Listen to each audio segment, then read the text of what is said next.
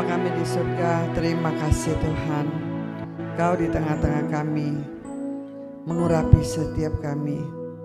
Kami percaya Tuhan, Engkau hadir, Engkau mengasihi kami. Kami percaya Tuhan, hamba-Mu tidak ada apa-apanya. Engkau yang berbicara, menyampaikan pesan-Mu untuk memberkati umat-Mu, hamba-Mu, anak-anak-Mu, dimanapun juga mereka berada. Dari Yesus membungkus kami serahkan waktu ini ke dalam tangan-Mu. Berbicara Roh Kudus, berbicara Roh Kudus, Engkau ambil alih. Dari awal sampai akhir kami hanya serahkan ke dalam tangan-Mu. Hamba bersatu hati, tolak semua pekerjaan iblis, pencuri firman Tuhan, roh jahat, roh pengacau, kami roh intimidasi, kami hancurkan kuasa-Mu di dalam nama Yesus. Dari Yesus membungkus kami. Terima kasih Bapa, terima kasih Bapa di surga, terima kasih Allah Roh Kudus, Engkau ambil alih. Terima kasih Roh Kudus, di dalam nama Yesus hamba mengucap syukur dan berdoa. Haleluya, amin. Shalom, selamat malam. Luar biasa ya, kita ini orang yang spesial ya. Hujan tidak bisa menghalang kita untuk menyembah Tuhan, amin. Ya, malam ini saya mau ajak kita belajar tentang satu tema ya. Ini tema juga nggak tahu, tiba-tiba saya cuma merasa jarang kita khotbah tentang tema ini ya. Allah kita adalah api yang menghanguskan ya. Saya mau minta nanti ya, mungkin siapa yang ada Alkitab ya, nggak apa-apa ya, ada Alkitab boleh tolong saya baca, atau Joy atau kali siapa? Susan ya, oke ya, tolong saya baca ya. Kita mulai praktek belajar karena awal tahun saya ditegur Tuhan. Suatu hari pagi saya lagi doa, tiba-tiba saya selama ini bertahun-tahun saya nggak pernah pikir jemaat nggak pernah bawa Alkitab. Saya nggak pernah pikir gitu loh. Karena saya sendiri kan tiap hari sibuk. Suatu hari tiba-tiba jemaat nggak bawa Alkitab ke gereja. Saya mulai renungkan, benar ya. Iya benar, saya pantau, saya lihat benar loh, padahal nggak bawa Alkitab. Memang Alkitab ada di HP, itu memang juga baik ya, praktis ya, bawa kemana-mana.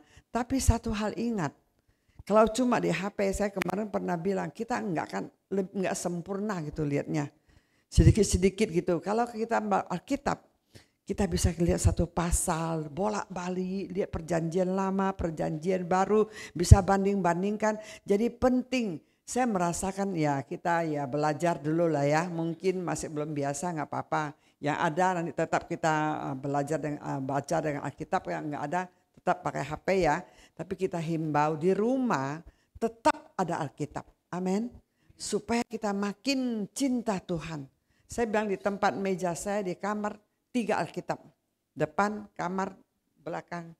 Jadi saya merasa duduk lihat firman, duduk meja makan lihat firman. Jadi rasanya indah sekali, amin. Jadi hari ini saya mau ajak kita baca di Ibrani 12 ayat 29. Silakan. Ibrani 12 ayat 29 ya, supaya kita tahu Alkitab ayat mana, pasal mana, supaya kita makin fasih, makin lancar ya untuk tahu tentang kitab-kitab firman Tuhan. Ibrani 12 ayat 29.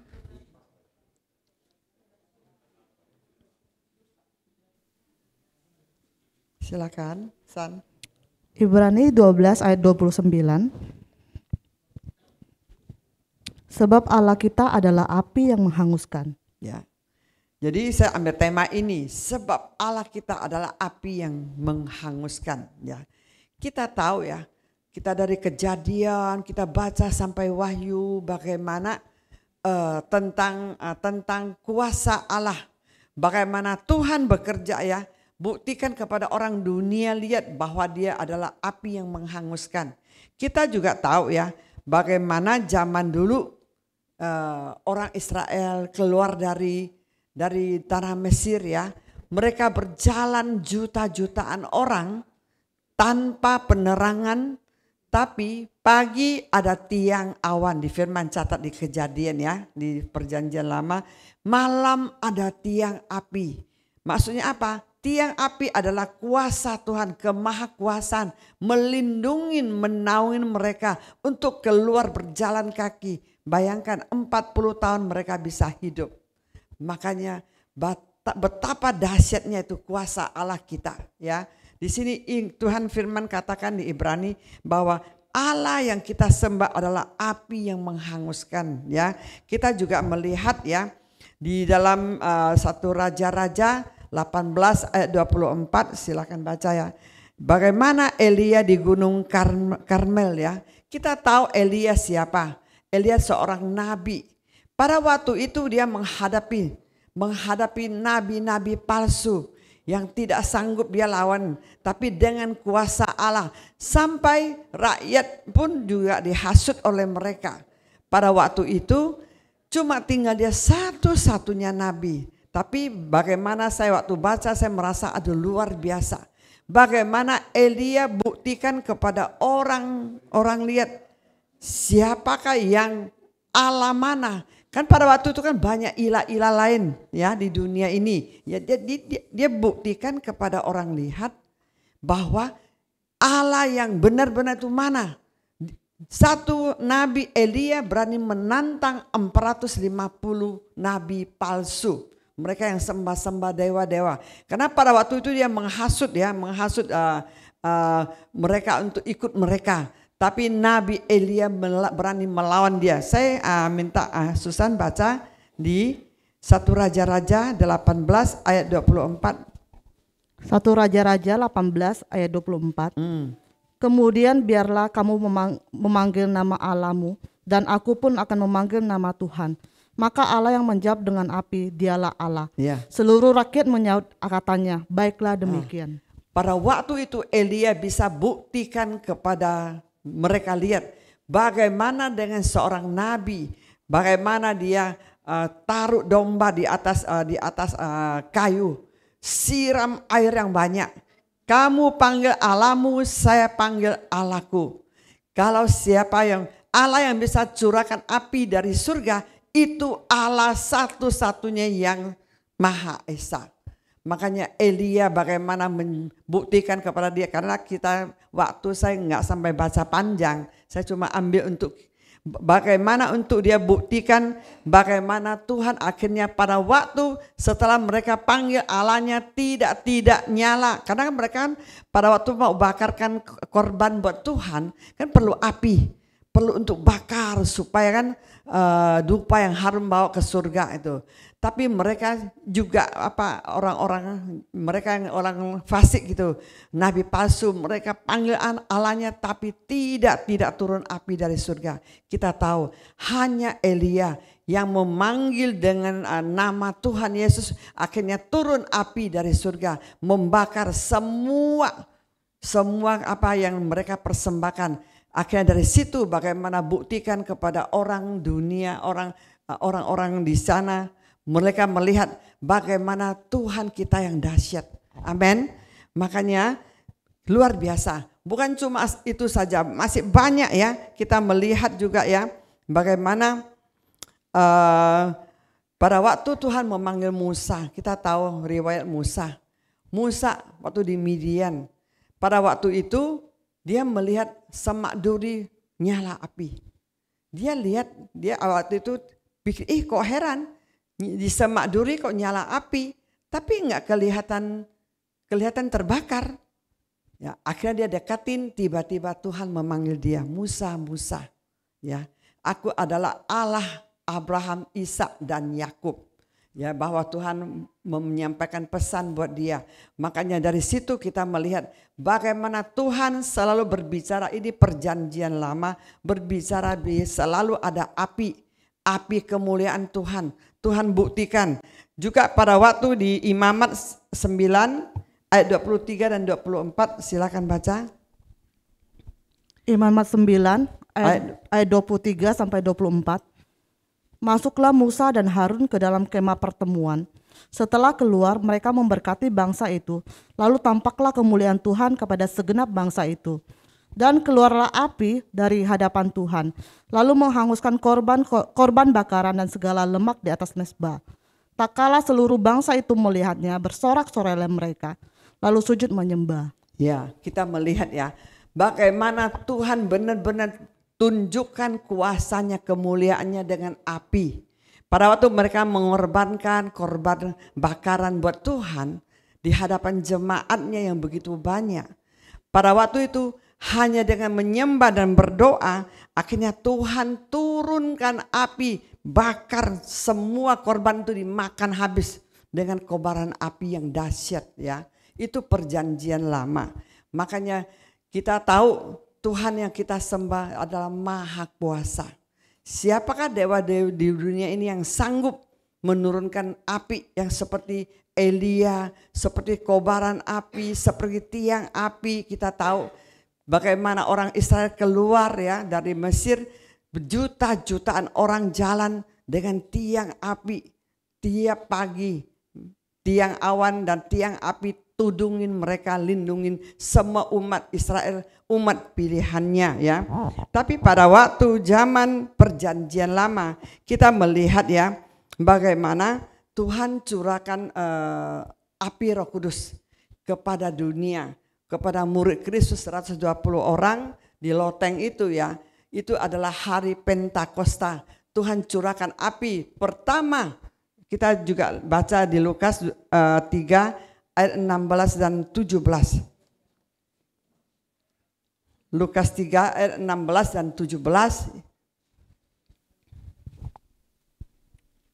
Lukas 3 ayat 16 sampai 17.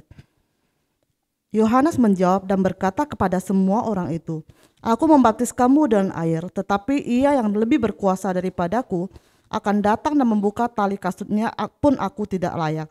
Ia akan membaptis kamu dengan Roh Kudus dan dengan api. Alat penampi sudah di tangannya untuk membersihkan tempat pengirikannya dan untuk mengumpulkan gandumnya ke dalam lumbungnya, tetapi debu jerami itu akan dibakarnya dalam api yang tidak terpadamkan." Ya. Jadi dalam perjanjian baru bagaimana Roh Kudus ya dicurahkan. Makanya di sini Yohanes berkata, "Aku membaptis kamu dengan air, tapi membaptis kamu dengan Roh Kudus dan api." Maksudnya bahwa kita sudah dipenuhi dengan Roh Kudus ini. Kan pertama Pentakosta turun, kan Roh Kudus api membakar mereka. Di setiap kepala mereka ada kobaran api, ya. Penglihatan mereka semua keluar api. Itu pertama kali Roh Kudus turun. Setelah itu di sini bilang dibaptis Roh Kudus dan dengan api. Sebenarnya ada orang tanya, kok bisa dibaptis api? Kita tahu api adalah tentang pemurnian. Di dalam perjanjian baru, api adalah tentang pemurnian, tentang sakit, tentang menderita. Makanya dalam akhir zaman ini, kita sekarang kita sebagai gereja akhir zaman, kita ini kenapa banyak dibaptis dengan api. Api penderitaan, api kesusahan itu ya, orang ikut Tuhan ya, bukan katanya sepertinya enak-enak gitu loh. Harus Tuhan izinkan baptis api yang seperti firman ini katakan kepada kita, bahwa penampi di tangannya untuk membersihkan tempat untuk mengumpulkan gandumnya ke dalam lumbung. Tetapi jerami itu akan dibakar dan dalam api yang tak terpadamkan. Jadi ada pemisahan ya. Tuhan mau untuk akhir zaman, Tuhan mau kita sungguh-sungguh supaya kita benar-benar ada pemisahan dalam hidup ini. Supaya kita tahu benar-benar kita hidup layak, hidup kudus di hadapan Tuhan. Kita juga baca di 1 Petrus 1 ayat 7. Silakan San. 1 Petrus 1 ayat 7. Maksud semuanya itu ialah untuk membuktikan kemurnian imanmu yang jauh lebih tinggi nilainya daripada emas yang fana, yang diuji kemurniannya dengan api, sehingga kamu memperoleh puji-pujian dan kemuliaan dan kehormatan pada hari Yesus Kristus menyatakan dirinya. Jadi di sini ya Tuhan ingatkan kita bahwa setiap kita harus dibaptis api, yaitu kemurnian untuk menguji iman kita. Kita tahu keadaan sekarang, saya percaya semua kita diuji, termasuk saya juga gereja. Semua kita Tuhan izinkan diuji lewat api, baptisan api ya, tentang sakit, menderita, kesusahan ya. Tuhan izinkan menguji kita, Tuhan supaya kita ini menjadi emas murni. Kita tahu kan emas kan?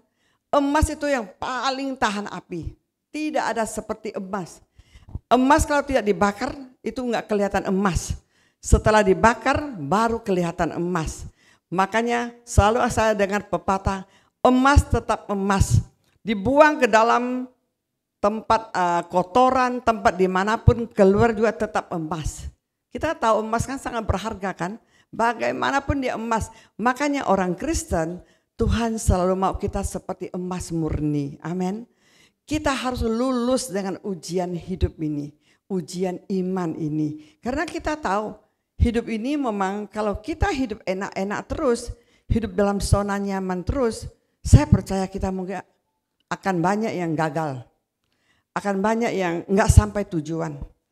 Ya, karena Tuhan seperti kita juga melihat seperti Daud, seperti Yusuf, ya, semua diuji. Seperti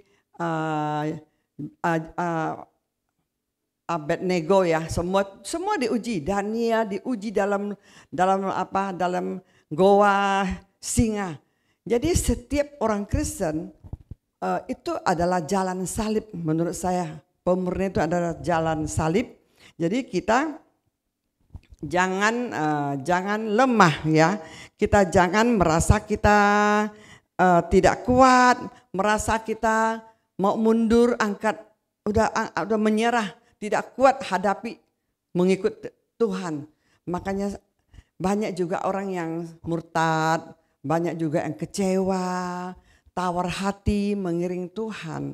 Tapi ini pemurnian Tuhan kepada gerejanya di akhir zaman ini. Amin. Jadi kita sebagai anak Tuhan, sebagai gerejanya harus tahan, harus sabar, tahan uji, hadapi tantangan ini, jangan lemah, ya. Orang yang menanti-nantikan Tuhan pasti dapat kekuatan baru, ya. Di sini juga Yeremia 23 ayat 29, silakan baca San.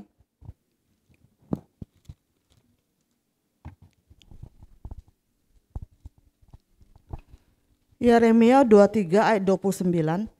Bukankah firmanku seperti api, demikian firman Tuhan dan seperti palu yang menghancurkan bukit batu? Ya, jadi ini Tuhan ingatkan kita bahwa firman Tuhan ini seperti api. Api bicara tentang sakit, ya, dibakar pasti sakit, menderita. Firman Tuhan mau kita lakukan memang tidak gampang. Satu hal yang kita bilang mungkin hal yang simpel aja, mengampunin. Ya kita merasa kadang-kadang sakit ini hati ini. Kita harus mengampuni orang menyakiti kita terus ulang-ulang yang tidak mau bertobat. Jadi kita ini harus mengalah untuk mengampuni dia. Itu kan firman Tuhan sakit kan. Tapi karena itu adalah sini firman Tuhan ingatkan bahwa firman Tuhan seperti palu yang menghancurkan bukit-bukit batu. Jadi firman Tuhan ini bisa menguatkan kita. Menghancurkan segala ikatan-ikatan dosa kita. Supaya lewat firman ini kita benar-benar dimerdekakan. Amin. Lewat firman Tuhan ini menghancurkan segala dosa-dosa, ikatan-ikatan, trauma-trauma apapun juga, ya. Juga Tuhan mau kita benar-benar kuat di dalam firman. Siapapun yang melakukan firman Tuhan sakit. Kadang-kadang kita ini hati seperti ditusuk-tusuk. Sakit. Dianiaya orang, disiksa orang, dihakimin orang, tapi tetap mengasihi, tetap harus sabar, tetap harus mengampuni. Itu memang tidak gampang. Makanya di sini ingatkan, bukankah firmanku seperti api? Tuhan ingatkan kita, firmanku seperti api. Jadi api yang seperti palu, ya, yang menghancurkan bukit-bukit batu. Jadi saya percaya memang setiap kita kalau memang pakai kekuatan pasti tidak mampu melakukan firman Tuhan. Tapi kalau kita selalu mengandalkan Tuhan, selalu dekat kepada Tuhan, selalu minta kekuatan Tuhan, saya percaya kita mampu. Amin. Jadi firman Tuhan benar-benar adalah pedang yang bermata dua, ya. Jadi bisa menusuk dalam roh dan jiwa kita, bisa sampai kita benar-benar bisa lewatin. Bisa kita menang lewatin hidup yang banyak penderitaan ini ya. Kita juga ingat ya, di sini di 2 Timotius 3 ayat 16 ya, firman Tuhan, silakan baca. 2 Timotius 3 ayat 16, segala tulisan yang diilhamkan Allah memang bermanfaat untuk mengajar, untuk menyatakan kesalahan, untuk memperbaiki kelakuan, dan untuk mendidik orang dalam kebenaran. Jadi firman Tuhan ini benar-benar untuk mengubahkan hidup kita. Jadi tulisan setiap firman ini, makanya kita kenapa harus sering-sering baca firman. Firman ini berkuasa. Firman ini benar-benar itu, kalau kita terus merenungkan, membacanya, dia sanggup mengajar kita, menginsafkan kita, menyatakan kesalahan kita, dan juga memperbaiki kelakuan kita. Dan firman ini benar-benar mendidik hidup kita. Makanya ini firman Tuhan benar-benar seperti api ya, terus mendidik, memimpin. Makanya saya mengucap syukur, saya suka sekali firman Tuhan. Kadang saya catatan begitu banyak. Firman ini kadang sudah catat ini begini, saya mau buang, saya rasanya sayang. Saya simpan banyak sekali. Rasanya firman ini, kadang-kadang kita mungkin ada masalah, tiba-tiba kita baca firman, langsung kita diteguhkan. Kita lagi tertekan, tiba-tiba kita baca Tuhan kasih firman ini, langsung kita diingatkan, oh iya, kita benar-benar dikuatkan dengan firman Tuhan. Makanya firman Tuhan kita harus belajar untuk terus-menerus perkatakan firman Tuhan. Amin. Jangan cuma baca-baca saja. Dikatakan, diucapkan, direnungkan. Ya, itu akan menjadi menjadi iman. Kalau kita terus lawan, kalau kita sekali lagi takut, ada masalah. Tapi pada waktu kita baca firman, jangan takut. Jadi ada satu kekuatan yang dari dalam membuat kita bisa hadapi masalah yang kita hadapi ini. Mungkin masalah sakit, mungkin masalah keuangan, masalah apapun juga. Pada waktu kita mendapatkan firman, itu seperti air dingin meneduhkan hati kita. Jadi dia bisa mengajar, dia bisa mendidik kita kepada kebenaran. Tuhan tidak mau kita sampai tidak tahu tujuan. Kadang-kadang kita bisa lupa firman. Saya juga dapat terus baca firman. Kadang saya merasa saya banyak masalah ya, kadang kita bisa lupa. Tapi pada waktu saya terus baca, tiba-tiba saya rasakan ada kekuatan powerful luar biasa ya. Jadi saudaraku, firman Tuhan ini seperti api. Api ini yang senantiasa akan membakar semua yang kotor-kotor, yang tidak baik, dosa-dosa. Ya biar lewat firman ini kita diteguhkan, dikuatkan kembali. Jadi kita hidup berkemenangan ya. Kita baca lagi yang di 1 Korintus 3 ayat 13 dan 15 yang terakhir.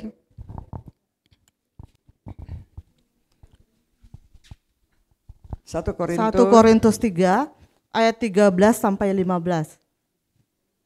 1 Korintus 3 ayat 13 sampai 15. Sekali kelak pekerjaan masing-masing orang akan nampak, karena hari Tuhan akan menyatakannya. Sebab ia akan nampak dengan api, dan bagaimana pekerjaan masing-masing orang akan diuji oleh api itu. Jika pekerjaan yang dibangun seorang tahan uji, ia akan mendapat upah. Jika pekerjaannya terbakar, ia akan menderita kerugian, tetapi ia sendiri akan diselamatkan, tetapi seperti dari dalam api. Ya, ini sini jelas ya, bahwa pekerjaan kita akan diuji ya. Hari Tuhan akan menyatakannya, sebab ia akan nampak dengan api.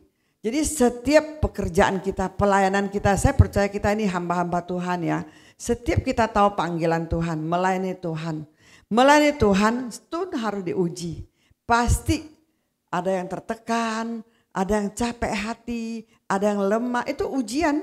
Di sini Tuhan ingatkan kepada kita, nampak, jadi seperti akan nampak dengan api, dan bagaimana pekerjaan akan diuji oleh api itu. Lewat ujian ini, bagaimana Tuhan juga akan memberikan kita kekuatan untuk lewatin masa penderitaan pada waktu kita melayani Dia. Jika pekerjaan kita tahan uji, kita mendapat upah ya.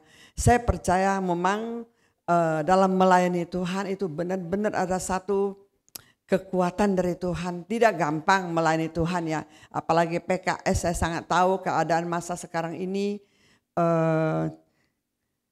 banyak yang harus kita sabar, doain, perangin, ingatin ya. Belum lagi bandel, ada yang bandel, ada yang telepon gak mau diangkat, ngomong tidak mau dengar, karena hati rasanya capek banget. Tapi ingat satu hal, kita kerja buat Tuhan. Jadi kita harus selalu ingat ini. Saya selalu ingatkan kepada saudara kita. Melayani Tuhan, kalau kita melihat manusia, kalau kita tidak melihat Tuhan, kita tidak sanggup. Tapi kalau kita melihat upah mahkota di surga, saya kerja buat Tuhan. Seberapa menderita, seberapa capek, seberapapun engkau pasti kuat hadapi. Karena ada upah yang menanti kita. Di sini juga ingatkan, pekerjaannya terbakar, ia akan menderita kerugian. Sekarang banyak orang pekerjaannya, pelayanannya terbakar, terbengkalai. Dia merasa dia tidak sanggup, ditinggalkan. Kenapa? Itulah terbakar. Orang yang udah terbakar akan mengalami kerugian. Di sini ia akan sendiri diselamatkan, tetapi seperti dalam api ya. Saya sempat pernah melihat seseorang yang begitu cinta Tuhan, karena tidak tahan dengan ujian hidup, ditinggalkan pelayanannya, ditinggalkan ya, orang bilang tawar hati ya, kecewa, sudah tidak sanggup lagi. Pada waktu dia tinggalkan semua itu, karena kita waktu tinggalkan pelayanan ini, apa yang telah Tuhan mau kita kerjakan, tapi kita kecewa, marah, kesal. Akhirnya di sini firman Tuhan ingatkan kita tetap akan diselamatkan. Mungkin kita tetap berdoa ya, berdoa, tapi seperti dalam api. Akhirnya apa yang terjadi? Mengalami sakit penyakit yang parah sampai dia meninggal. Makanya saudaraku, ya memang diselamatkan dalam api, lewat penderitaan, lewat sakit, karena pada waktu dia tinggalkan semua, dia merasa kecewa dengan kehidupan ini. Dia merasa saya sudah layani Tuhan, saya sudah rajin, saya sudah beri persembahan. Kenapa saya ngalamin begitu? Malas, tidak ada semangat. Tapi dia tidak ngerti tentang hal itu. Pada waktu kita malas, kita tinggalkan pelayanan dengan hati yang kecewa. Dia tidak sadar di dalam alam roh ini, roh jahat itu justru itu dia paling senang. Ini kesempatan dia mau menelan kita itu gampang. Dia mau menyerang kita juga gampang. Kenapa kita di sini eventnya, karena makanya kita diselamatkan tetapi dari dalam api. Jadi Tuhan benar-benar ada hukumnya. Kalau kita nurut perintah Tuhan, kita akan diberkati. Di Ulangan 11 ingatkan kita. Kita melayani Tuhan, kita taat perintah Tuhan, kita akan mendapat berkat dan upah. Tapi kalau kita tidak taat pada perintah Tuhan, kita tinggalkan, makanya firman Tuhan ingatkan kita mau hidup berkat atau kutuk di tangan kita. Tuhan tidak memaksa kita. Itu semua keputusan di tangan kita. Kalau kita sudah ambil komitmen, udah merasa, udah saya lepas, saya sudah tidak sanggup, saya tidak mau, saya lebih baik jadi jemaat biasa-biasa, udah nggak mau. Jadi dengan hati yang kondisi hati yang udah kecewa, udah kesal, udah marah, itulah pintu celah yang dia buka.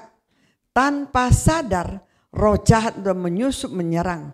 Akhirnya terjadilah ngalamin satu penyakit yang berat. Akhirnya mengalami maut. Walaupun dia mungkin sudah minta maaf, sudah pemberesan dengan Tuhan, tapi kita sudah mengalami kerugian. Makanya saudaraku, ingat Tuhan kita adalah api yang menghanguskan. Kita tidak bisa main-main dengan hidup ini. Kita sudah tahu firman Tuhan, bukan jiwa baru. Sudah tahu, kita sudah menjadi hambanya, udah hidup dalam panggilannya. Jadi kita tidak bisa main-main dengan hidup ini. Karena Tuhan kita adalah api yang menghanguskan. Dia tidak akan sungkan, tidak akan main-main dengan siapapun juga. Kita melihat di dalam Alkitab ya, Alkitab bagaimana, seperti saya selalu perumpamaan dengan Nabi Yunus ya. Seorang nabi yang besar, nabi yang terkenal, yang bisa mendengar komunikasi dengan Tuhan begitu, berarti intim dengan Tuhan dong.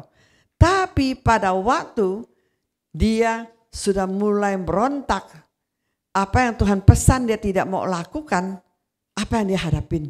Dia pikir, wah saya naik kapal pergi tempat lain, bisa gak dia lewatin proses itu? Tuhan tidak akan, pasti dia berurusan dengan Tuhan. Hadapi gelombang besar, hadapi apa, hampir tenggelam, akan dibuang ke dalam perut ikan, menderita gak? Menderita. Untung di dalam perut ikan dia masih bertobat, Tuhan masih beri dia kesempatan. Amin. Makanya dalam hidup ini kita jangan main-main dengan Tuhan. Saya benar-benar ingat dengan Papi. Papi pernah tegur saya waktu saya sudah mau pernah kecewa dulu ya 10 tahun yang lalu. Merasa udahlah saya tinggalkan pelayanan ini, saya udah kerja mungkin ya serahkan ke orang atau gimana, saya rasa saya tidak kuat. Papi ingatkan saya, kamu jangan main-main dengan Tuhan ya Eng ya. Tuhan, kamu sudah dengar panggilan Tuhan. Tuhan sudah bicara lewat mimpi, kirim nabinya datang. Kamu dengan alasan, kamu nggak kuat hadapi A, B, C, D. Kamu mau mundur dengan alasan begini. Saya ingatkan kamu ya, kamu jangan lebih parah dari Yunus ya. Dia selalu bilang saya, kamu jangan lebih parah dari Yunus ya. Yunus masih muntahkan dengan mulutnya katanya. Kalau kamu berani lawan Tuhan, kamu tinggalkan pelayananmu, kamu akan keluar dari sini bisa penyet kamu katanya. Saya ingat Papi tegur saya. Makanya saya pikir benar juga. Kita gak bisa main-main dengan hidup ini. Amin. Kita tahu setiap kita ini dipakai Tuhan. Mempunyai panggilannya masing-masing. Biarlah firman yang pendek ini menjadi berkat buat kita ya. Menjadi peringatan buat kita untuk benar-benar hidup, menjaga hidup ini, menghargai Tuhan, menghormati panggilan Tuhan, dan sungguh-sungguh ada roh takut akan Tuhan. Kita karena Tuhan mengasihi kita, Tuhan mau pakai bekerja sama dengan kita sebagai muridnya. Tidak ada satu pun yang Tuhan mau tinggalkan. Tuhan mau pakai kita semua. Saya percaya walaupun sekecil pelayananmu, panggilanmu, setialah. Amin. Taatlah kepada perintah Tuhan. Saya percaya upahmu besar di surga. Walaupun dunia ini menderita, walaupun masalah banyak, walaupun di masa sukar, tapi pada waktu kita terus mengandalkan Tuhan, saya percaya pasti segala sesuatu indah pada waktunya. Ada kekuatan dari Tuhan. Amin. Dia akan mampukan kita. Tuhan Maha Kuasa. Ya, mari kita bersatu hati berdoa.